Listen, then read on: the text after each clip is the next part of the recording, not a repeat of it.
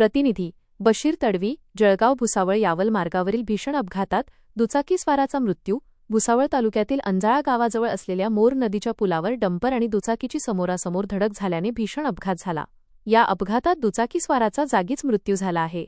मिळालेल्या माहितीनुसार लखन जोहरी 35 यावल हे आपल्या दुचाकीवरून क्रमांक MH19DU 6521 भुसावळकडून यावलकडे जात होते.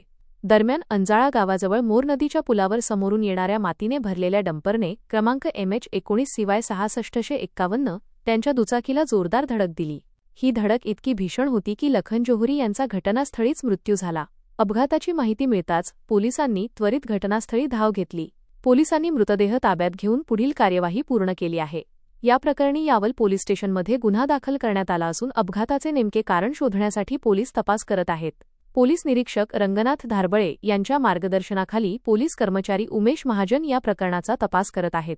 अपघातास कारणीभूत ठरलेल्या डंपर चालकावर कायदेशीर कारवाईची प्रक्रिया पोलीस प्रशासनाकडून सुरू करण्यात आली आहे.